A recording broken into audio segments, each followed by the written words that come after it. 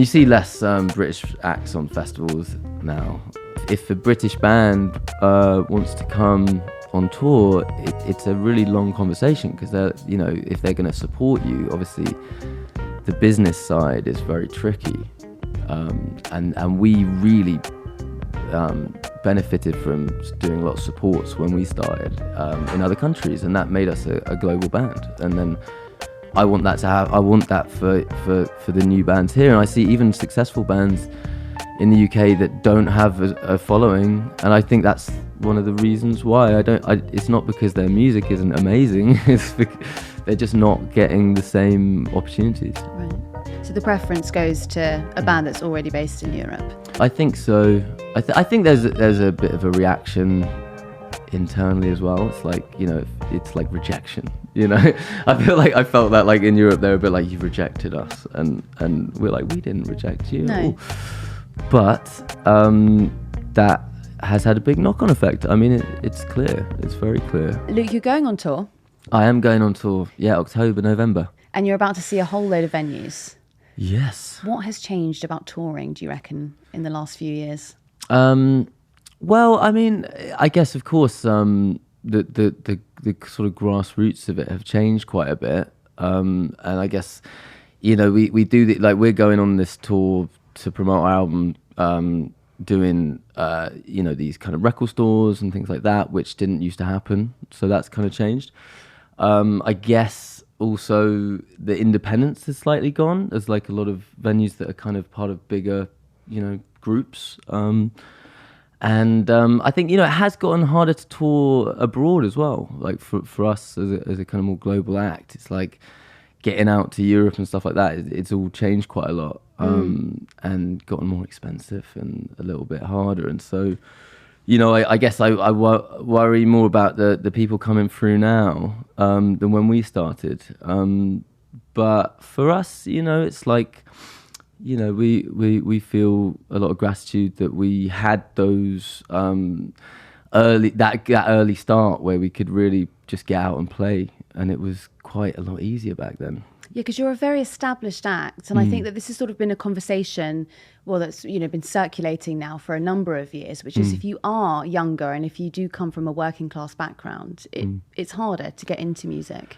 Absolutely. I mean, absolutely, and you see that. You see it in the artists that we produce in the country now. I mean, I remember, because my sort of start with the band was in Brighton, and it's like, you could afford to just be, doing a bar job or whatever and be a musician at the same time. I don't know if that's necessarily possible now. And it's a crazy one. You think about our country, and if you think about France have got the wine, you got in Spain it's like protect the ham, right? The Iberico ham. In Britain, we produce arguably the best bands in the world. Some of, or probably there's Spain's come on, yeah. But I feel like yeah, exactly. So I think it's pretty strange to me that we don't pour more back into it, to try and look to the future, and also I just worry in lots of ways that we're gonna miss out on a few incredibly talented people. I mean, I went to Brit School, and I think places like that really help with what you're talking about, because it's it's free and it's paid for by essentially the music industry, right? Huge misconception, by the way, on TikTok at the moment that it's a private school. Yeah, I've seen that, and it upsets me, because I would say people should do their research, and I think it's an amazing organisation that helps exactly the people you're talking about, where you got those opportunities, and you got to have the technology. It has a recording studio, and also just the aspirational aspect to it, being around people who've done it and seeing. I think that's a big part of it, just that belief in music. It's like, we're dream makers. We that's what we do. You dream it before you do it. That aspiration, that's really interesting, because I mean, if you look at schools at the moment, culture, particularly music and art, has been taken off of the curriculum. That's because schools have obviously suffered from austerity. Do you think that matters to sort of a well-rounded education? Do you think that should be back on the agenda? Well, yeah, I might be the worst person to talk to about the curriculum because, you know, I mean, me and my wife, for example, we weren't university educated or anything like that. You know, I went to Brit School at 16. You know, I think to my own kids, and I wonder. I don't think, you know, a kind of cookie cutter idea of curriculum doesn't work for me. And I think, and just art in general, it doesn't mean you go into the arts, you know, but it's like to have that in your life helps in pretty much any arena, I think, of work. And I'm quite a big believer in people getting out there and doing it, you know. And I think just in answer to that, I think it's crazy. I actually think it's crazy having those spaces, especially, you know, we talk about the mental health problems and everything like that. I think music is intrinsic in it's a space for people that don't quite fit in to feel like they belong. And I think we gotta, I mean, it's pretty obvious to me. Do you see that when you're out on tour? I do. And I think you have to be responsible with it because it means so much to people that, you know, you got to be careful sometimes and gentle with how you talk about it, and there's a responsibility to being in a position of having fans. But yes, I do see it, and I see, you know, I see like the communities of people that live in different towns, and they'll meet at our gig. I see that quite a bit, and people have met at shows and stuff. I think, and it was like that for me. You know, I wasn't, you know, girls didn't like me, weren't interested in me in school so much, and I didn't really have many mates, and I wasn't sporty. But like music, you know, it was a place to belong. That's what I'm saying. So I see it a lot, and I think again back to the sort of more vibey grassroots, they call it. Indie clubs, like we just did a run of indie club nights trying to rekindle like where we started. I'd love to talk about some of those venues, but you know, those places when I was a teenager, like late teenager, you know, those were where a lot of misfits would go, and it was a positive place to be, you know. Well, tell me about them. I mean, Banquet Records was a big one when I was a kid, and New Slang down in Kingston. That was like because it was so cheap. So you could go, you know, you could buy a record and then you'd get a free ticket. Are those the sort of venues that you're talking about? Well, for me, I mean, I'm older than you, so I mean, I'm talking like in Brighton, it was like the Free Butt, which is gone. That was our first ever gig, and like Audio, and like there was quite a few in the Arches there. And were you there for the Blind Tiger? I think it was like there was this big thing going on with the Blind Tiger where a guy moved in above it and he didn't like the noise. Yeah, so he got it shut down, and it was like a real starting venue for people. I mean, yeah, you think of the knock-on effect of that.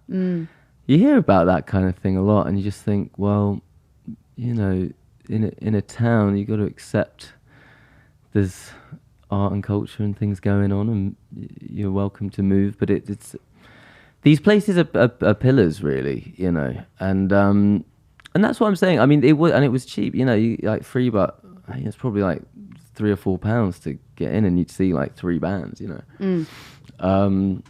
And we, as musicians as well, I think it kind of is really interesting. I've been working with a lot of younger artists, and it is so different now, because I don't want to say like, is it cart before horse kind of thing, or horse before the cart? I don't always get confused with that in my brain. It's like, but it's like, I don't know. It's like before people play now to an audience, they kind of need the fan base before, and so when we started, it was great. You know, you wouldn't get paid. You get paid in beer or whatever, but you would be able to basically for very little effort, you can play in front of, you know, 5 to 20 people, and you're testing out your songs and your performance before you make a record. And I think that kind of, you know, that kind of line of events in the journey to making an album has kind of changed, Right. for better or worse, you know. Well, how is that affecting it then? So do you think it's because people can't take a gamble anymore on a band because it's so expensive, perhaps, to tour? Is that what it is? That's a good point. I don't know. I think you've got to there's a lot of moving pieces. I mean, you've got to take into account how people consume music. I mean, music's been made to be more like a commodity, so it's more like running water kind of thing. You know what I mean? Like it's like, and I think there's also real positive to that. Like, you know, I really do think that. I mean, you think about TikTok and Spotify. Everyone, you know, on a business level, I wish they would pour more money into what we're talking about. I really do, and I don't think it's a very small amount of money probably for them. But it does mean people who can't afford, and there were people back then in towns, villages, whatever, across the country, or even in other countries who can afford to get a ticket on the train and go and see a band. But now that, you know, you can listen to the music, and you know, that's quite a cool thing. That's a positive to it. Mm-hmm. These sort of independent venues being bought out then by larger companies, is that having a detrimental impact on pricing?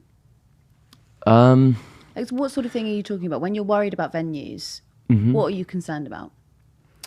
Well, I mean, they're disappearing. I mean, I heard it's like one a week or a month that's going now. And I think, like I say, it's a community thing that I'm worried about. I don't know with the pricing. I mean, everything has gone crazy. You know, it's not just that. But I think, I just think it's like, I believe there was a report last year that they kind of, they lined out like how the government could help, essentially. And I think there are levers they could pull, whether it's like, you know, VAT or tax or you know, there's things they could do. And you see that in Europe a lot. I mean, like I have friends in like Austria and places like that, and you know, I have a friend in Austria. He got a grant from the government to turn a dilapidated old like big grand building into studios and music venue, and the government paid for it. It's just things like that. I listen. I think, yes, the prices, of course, like you know, once you have a monopoly on something, I guess you get to choose what you charge, but I don't know. Subsidising it then, perhaps, a sort of government art fund. Yeah, I mean, there are grants, I believe, and all these things, but I think, like I said earlier, you know, I look at British bands like French fine wine. It's like I think we've got a responsibility to kind of try and give back what the industry's given to the country. You know, it's not just like a money thing. It's like what we're known for. It's like around the world, you talk to people, and it's like it's important. And did Brexit have an impact on that? Oh yeah, and you see less British acts on festivals now. Really? I mean, even oh yeah. Yeah, and it's like complicated, you know, and you got all these different, you know, they call it carnet, right, where you pay for like all the gear that comes in.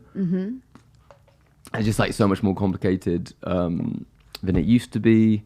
Also, people working, I mean, you know, it's not just, you know, I'm just like one, you know, I'm like talking to you guys, but it's like, as you know, as everyone knows, it's like you got the promoters and you got the bookers and you got the crew, our crew, and you know, visas. You got to start thinking about paying for visas, and it's like it's all the people that you know, there's, you know, tens of thousands of people have full-time jobs in venues, you know, and it's like all the way that you can't just you know, you can't just go to another country and set up there. That's had an impact because of the skills that we've got, you know what I mean? So the preference goes to a band that's already based in Europe? I think so. I think there's a bit of a reaction internally as well. It's like, you know, it's like rejection, you know. I felt that like in Europe they're a bit like, you've rejected us, and we're like, we didn't reject you. No. but that has had a big knock-on effect. I mean, it's clear. It's very clear. And vice versa. Yeah. So there'll be a European leg of your tour then? Well, yes, we will be doing a European leg of our tour, yeah. It just makes it harder. And I mean, we, like I say, we're really close with our crew. You know, we have 12, 12 crew that are basically with us all the time. But, you know, we want to take them everywhere we go, but it starts to get harder. More expensive. Yeah. It gets more expensive, yeah. Yeah. But that's, we want to do that. But I think, you know, we are in a very fortunate position. You know, I'm talking to you like I've been doing this 20 years. You know, it's like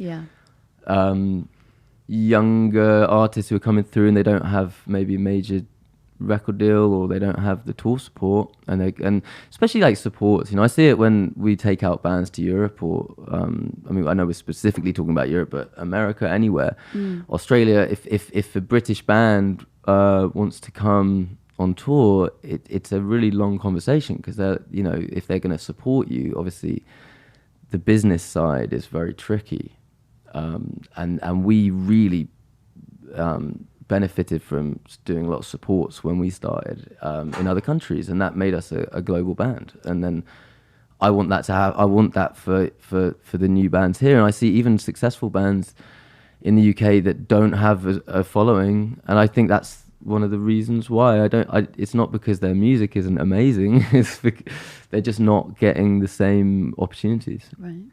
And you were cheap.